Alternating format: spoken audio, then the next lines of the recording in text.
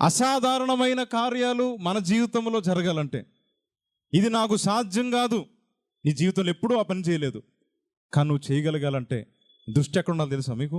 యేసు వైపు చూస్తున్న పేతురు ఏమని అడిగాడంటే, యేసు వైపు చూసి, అయ్యా సముద్రం వైపు చూడలే, గాలి వైపు చూడలా, చుట్టూ పరిస్థితులు చూడలే, యేసు వైపు చూసి ఏమన్నాడంటే, నువ్వు నీళ్ళ మీద బలి నడుస్తున్నావే, నేను నడవచ్చా? నువ్వు ఇలాంటి అద్భుతాలు చేసావే, నేను చేయొచ్చా? నీలాగా నేను నడవచ్చా? ప్రభు ఏమన్నారు తెలుసా? ఓకే రా అన్నాడు. దేవుడు అనుమతిస్తే, అది నువ్వు విశ్వసించి అడుగు వేస్తే ఎప్పుడు జరగని కార్యాలు అప్పుడు జరగడం ప్రారంభించబడతాయి. దేవునికి స్తోత్రం కలుగును. ఇది అవసరట్లా ఆన్సర్ రావట్లేదు, ఈ ఆన్సర్ నాకు రావట్లేదు, ఇది నా వల్ల కాదు, ఇంక ఇది మేము చూడలేనేమో అనుకుంటాం మనం మన జీవితంలో చాలా విషయాలు. కానీ యేసయ్య వైపు చూసి, అయ్యా నేను ఇది చేయగలనా, నన్ను చేయమంటావా, నన్ను అడుగు వేయమంటావా?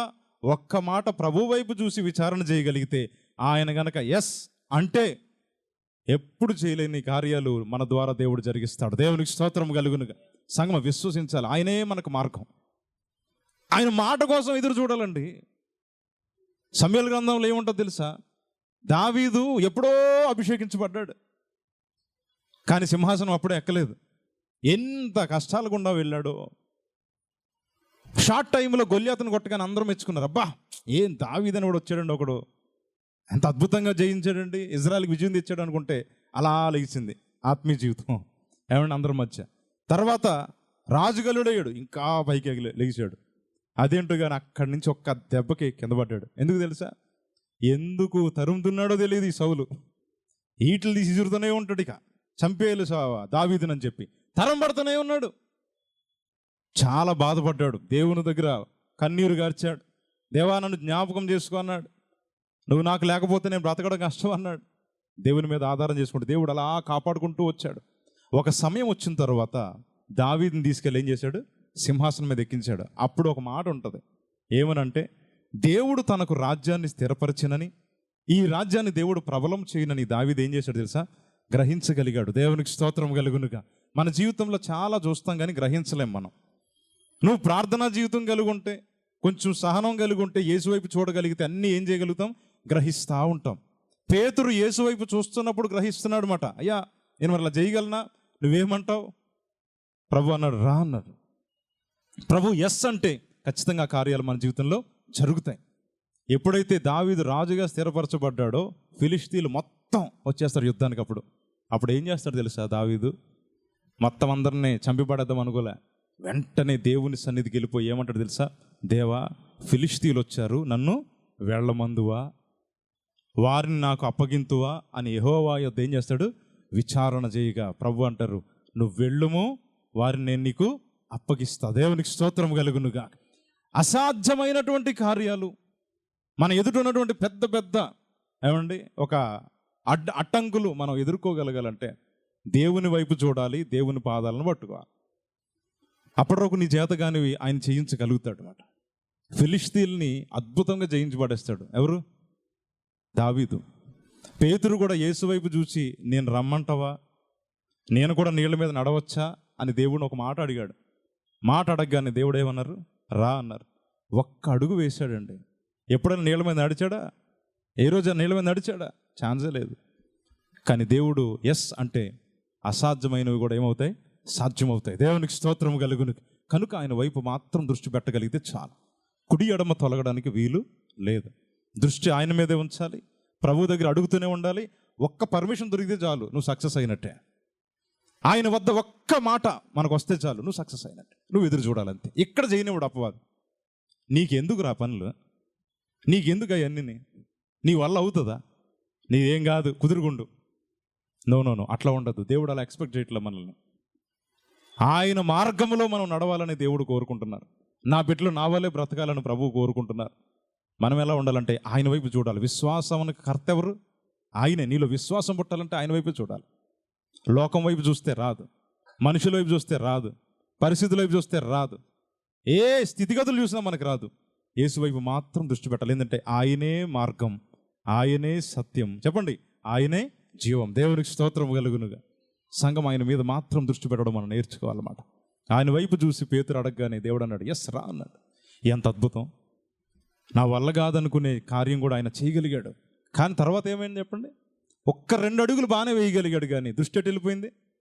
పక్కకి వెళ్ళింది. ఈ గాలి, ఈ సముద్రం చూడగానే యేసు వైపు నుంచి దృష్టి తీసి ఎప్పుడైతే లోకం వైపు పెట్టారో స్పాట్లో ఏమయ్యాడు? మునిగిపోసాగాడు. ఇక్కడ నాకు ప్రశ్న, ఎవరి పేతురు? జాలరైనా? సముద్రం మీద చేపలు పట్టడానికి వెళ్తాడు కదా, ఈత వచ్చా రాదా చెప్పండి?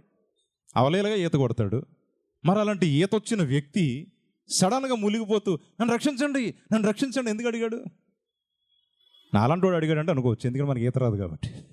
ఇప్పుడు ఈత వచ్చినోడికి సముద్రంలో ఈత అవలేలా కొట్టేవాడు అయ్యా అయ్యా నన్ను రక్షించు ఎందుకన్నాడు తెలుసా? దేవుని మీద దృష్టి కొంచెం తప్పి లోకం మీదకి వెళ్ళింది అనుకోండి, నీకు వచ్చిన పని కూడా నువ్వు చేయలేవు. అదే నీ దృష్టి దేవుని మీద పెడితే నువ్వు చేయలేనిది కూడా చేయగలుగుతావు. దేవునికి స్తోత్రం కలుగును. ఇది తేడా. ఎందుకు యేసు వైపు దృష్టి పెట్టాలంటే తేడా అంతా ఇక్కడే ఉంది. ఈ డిఫరెన్స్ మనం అందరం కూడా గ్రహించాలి. ఎందుకు మనం జయించలేకపోతాం చాలా విషయాలు అంటే ఆయన వైపు స్థిరంగా చూడలేకపోతాం కాబట్టి. దృష్టి ఆయన మీద పెట్టగలిగితే, ఆ ద్వారం మీద దృష్టి పెట్టగలిగితే నువ్వు ఖచ్చితంగా పరిశుద్ధ స్థలంలోనికి వెళ్ళగలుగుతావు. అనేక అద్భుతాలు దేవుని సన్నిధిలో చూడగలుగుతుంటాం. మనం స్థిరంగా ఉండాలన్నమాట. దేవుని మీద దృష్టి పెట్టేవారిగా ఉండాలి. కుడి ఎడమ తిరిగితే గనక ఖచ్చితంగా కోల్పోయే అవకాశము ఉంది. ఎందుకు ఈ యేసు ఇంత గొప్పవాడంటే ప్రకటన గ్రంథంలో ఒక అద్భుతమైన మాట ఉంటుంది. ఈయన ఏం చేశారంటే, ఎందుకు ఈయన ద్వారం, ఈయన ద్వారానే మనకు ఎందుకు నిత్య జీవం, ఈయన ద్వారానే ఎందుకు పరలోక ప్రవేశం అంటే, ప్రకటన గ్రంథంలో 5వ అధ్యాయములో 9వ వచనం నుంచి నేను చదువుతాను చూడండి. ఆ పెద్దలు, నువ్వు ఆ గ్రంథమును తీసుకుని దాని ముద్రలను విప్పుటకు యోగ్యుడవు, నువ్వు వధించబడిన వాడవై నీ రక్తమిచ్చి ప్రతి వంశములోను, ఆయా భాషలు మాట్లాడువారిలోను, ప్రతి ప్రజలోను, ప్రతి జనములోను దేవుని కొరకు మనుష్యులను కొని మా దేవునికి వారిని ఒక రాజ్యముగాను యాజకులుగాను చేసితివి గనుక వారు భూలోకమందు ఏలుదురని క్రొత్త పాట పాడుదురు. దేవునికి స్తోత్రం కలుగునుగా. సంగమ, యేసు ప్రభుని గురించి పరలోకమందు ఉన్నటువంటి సంభాషణ ఏంటంటే, అక్కడ లోపల వెలుపట వ్రాయబడిన గ్రంథం ఉందట, దానికి ముద్రలు వేయబడి ఉన్నాయట. ఆ ముద్ర విప్పగలవాడు ఎవ్వరూ లేరట. ఆ దర్శనం చూస్తున్నటువంటి యోహాను ఏడుస్తుంటే అక్కడ ఒక ఆయన అన్నాడట, వీటిని విప్పగలుగుటకు ఒకే ఒక్క సమర్థుడు ఉన్నాడు. ఆయన ఎవరు తెలుసా? ప్రభువైన యేసు. దేవునికి స్తోత్రం కలుగునుగా. ఈయనకి అసాధ్యమైనటువంటి ఏదీ లేదు, ఇహమందు పరమందు కూడా. ఆయన ప్రతి జనములోను, ప్రతి వంశములోను, ఆయా భాషలు మాట్లాడే వాళ్ళలోను, అందరిలో నుంచి కూడా ఏమండి తన స్వరక్తం ఇచ్చి వాళ్ళందరినీ కూడా దేవునికి జనులుగా ఉండడానికి కొన్నాడట. దేవునికి స్తోత్రం కలుగునుగా. ఆయన ఒక్కడే మార్గం అన్నమాట. యేసు తప్ప ఇంకొక రూట్ లేనే లేదు. యేసు మాత్రమే మనల్ని రక్షించడానికి అర్హుడు. ఆయన రక్తములో కడగబడిన వారికి మాత్రమే రక్షణ, నిత్య జీవమని పరిశుద్ధ గ్రంథాలు చెప్తుంది. ఇంకొకటి ఉండడానికి ఛాన్సు లేదని పరిశుద్ధ గ్రంథం చెప్తుంది. కనుక ద్వారము ఆయనే, ఆయన ద్వారానే పరిశుద్ధ స్థల ప్రవేశం, ఆయన ద్వారానే నిత్య జీవం అనే విషయం మనం ఎప్పుడు మర్చిపోకూడదు. యేసును పక్కన పెట్టి మనం ఏం చేసినా కష్టమే. నేను ఎక్కువ ఇటీవల కాలం నుంచి గమనిస్తున్నది ఏంటంటే, యూట్యూబ్లో కూడా చాలామంది దేవుని పని చేసేవాళ్ళు సేవకులు ఉన్నారు. ఎక్కువ మంది మోటివేషనల్ స్పీకర్లాగే ఉంటున్నారు, కానీ యేసు ప్రభు పరిచారకులుగా యేసును ప్రకటించే వాళ్ళు చాలా అరుదైపోతున్నారని నేను గమనిస్తున్నా. ఒక ఆయన అంటాడు, ఎవరిని పట్టించుకోవద్దు, నీ హృదయమును నువ్వు ఆధారం చేసుకో, నీ మనసు ఏం చెప్తుందో అది చెయ్యి, ఎవరిని పట్టించుకోవద్దు ఏదో చెప్తున్నాడు. ఏదండి ఒక మెసేజ్లో? యేసుప్రభు ఎప్పుడు ఆ మాట చెప్పలా. నీ మనసును నమ్ముకో, నీ హృదయాన్ని నమ్ముకుని నువ్వు ఈ హృదయంలో ఏమనిపిస్తా చేయని ఎప్పుడు చెప్పాడండి యేసుప్రభు? నువ్వెవడో చెప్పడానికి? అది నన్ను నమ్ము అన్నాడు ఆయన. దేవునికి స్తోత్రం కలుగునుగా. నన్ను నమ్ము, నా మాట నమ్ము, నా మాటలు ఆత్మయు జీవమై ఉన్నాయి, నా మాటలు విశ్వసించంటే ఈడంటాడు నీ హృదయం ఏం చెప్తుందో అది చెయ్యి. నీకు నువ్వే హీరో, నీ లైఫ్కు నువ్వే హీరో, నీ లైఫ్ నువ్వే లీడ్ చేసుకోవాలి, ఎవరిని పట్టించుకోకు, అందరినీ తొక్కేయాలి. ఇప్పుడు మరి ఎక్కడి నుంచి వస్తున్నాయి ఈ సువార్తలన్నీ? మనిషి ఊహల్లోంచి వస్తున్నాయా? ఎగ్జాక్ట్గా యేసుప్రభు ఏం చెప్పారో దానికి ఎగ్జాక్ట్ ఆపోజిట్లో ఈరోజు మోటివేషనల్ వర్డ్స్ వస్తున్నాయి. చాలామంది ఈరోజు నేను ఎవరిని ఏదైనా అన్నారా? ఎవరిని పట్టించుకోకు. ఎవరిని పట్టించుకోకపోతే ఇంకెందుకండి ఇక్కడ ఉండడం? ఎవరిని పట్టించుకోవా? ఎందుకున్నావు మరి ఇక్కడ నువ్వు? యేసుప్రభు చుట్టూ పాపులు ఉన్నారు, సుంకర్లు ఉన్నారు, పరిసయ్యులు ఉన్నారు, అందరూ ఉన్నారు. మరి కొంతమంది పొగుడుతారు, కొంతమంది ఎడతారు, కొంతమంది ఏమో దేవుని కుమారుడు అంటారు, కొంతమంది ఏమో దెయ్యాలు పట్టింది దీనికి అంటారు. అయినా ప్రభు వాళ్ళ మధ్యన ఉన్నాడు లేడా? గట్టిగా చెప్పాలి అందరూ. నువ్వు అందరి మధ్య ఉండాలి, ఆయన నామాన్ని కనపరచాలి. దేవునికి స్తోత్రం కలుగునుగా. ఎవరో మోటివేషనల్ చెప్తే ఫీల్ అయిపోకుండా కొంతమంది గొప్పగా చెప్పుకుంటారు అన్నమాట. నీ విలువ తెలుస్తుంది కొంత త్వరలో ఒకడికంట. నీ విలువ ఎవరికి కావాలి? నీ విలువ అసలు నీ విలువ ఎవరిలో ఉంది? యేసులో ఉంది. స్తోత్రం చెప్పండి గట్టిగా. ఈ సోది ఎక్కడి నుంచి వస్తుందని ఈ మోటివేషన్ అనుకుంటున్నారు. ఇదేమన్నా చెప్తున్నా, మీరు నెమ్మదిగా స్వబుద్ధిలోనికి స్వనీతిలోకి తీసుకుపోతున్నా ఈ మెసేజ్లు. నేను చెప్తున్నా, నిన్ను ఎంత ఎంకరేజ్ చేసినా నేను చెప్తున్నా, నువ్వు ప్రభువులో పశ్చాత్తాపం కలిగిన వ్యక్తివి కాకపోతే, నీకు దేవుడు అంటే భయం భక్తి లేకపోతే నువ్వు ఎట్టి పరిస్థితుల్లో వర్ధిల్లలేవు. 100% వర్ధిల్లాలని దేవుడు కోరుతున్నాడు, కరెక్టే. అన్ని విషయాల్లో వర్ధిల్లాలి, కరెక్టే. ఆయన కోరుకున్నాడు, నువ్వు కూడా అదే కోరుకుంటావు. కానీ ఒక మాట అవుతుంది, అతిక్రమములు దాచిపెట్టేవాడు, స్తోత్రం చెప్పండి గట్టిగా, అది ఒక్కటి తీసి జేబులో పెట్టి నువ్వు వర్ధిల్లుతావు, నువ్వు ఎగిరిపోతావు. అసలు నీకు అడ్డు లేదు. త్వరలో మంచి రోజులు రాబోతున్నాయి. ఎవరెవరైతే నిన్ను ఏదన్నారో వాళ్ళే నీ ఎదుట సాగిలు పడిపోతారంట. ఎప్పుడు అవుతారు నాన్న చెప్పు? వీడికేం పశ్చాత్తాపం ఉండదు, వీడికేం పొగరు తగ్గదు, వీడికేం గర్వం తగ్గదు. వీడు ఎప్పుడు నిలబడాలా? వీడిని ఎందుకు నిలబడతాడు దేవుడు? నువ్వు చెప్పేదే వాక్యానికి విరుద్ధమైంది. ఒక బిడ్డకి ఫుల్ తలపొగరు, మాట్లాడితే ఆ మాటల్లో 100 మాటలు నువ్వు వెతుక్కోవచ్చు మాట, ఫుల్ యాటిట్యూడ్ ఉంటుంది. మళ్ళీ ఆ బిడ్డ మాత్రం నా విలువ ఏంటో తెలుస్తుంది, ఎవడికి తెలియదు. ఎవడో దేవుడు నీకు విలువ ఎందుకో తెలుసా? నీలో తగ్గింపు లేదు కాబట్టి. ప్రభు ఇలా అన్నారు, ఎవడైనా నన్ను వెంబడింప కోరిన ఎడల, చెప్పాలి, తన్ను తాను ఉపేక్షించుకో, సిలువెత్తుకుని నన్ను వెంబడించు. దేవునికి స్తోత్రం కలుగునుగా. ఈ వాక్యం తెలియదా? ఈ వాక్యం తెలియదా? ఎవడు చేస్తున్నాడు మోటివేషన్? ఏది చెప్తే అది తీసుకొని తలకెక్కించుకుంటే దేవుని బిడ్డలు ఎట్లా అవుతావు? నీలో వాక్యం లేదుగా, దేవుని వాక్యం లేదు, బయట చెప్తున్న సోదు ఉంది. మోటివేషనల్ స్పీకర్స్ 100లో ఉన్నారు ఈరోజు.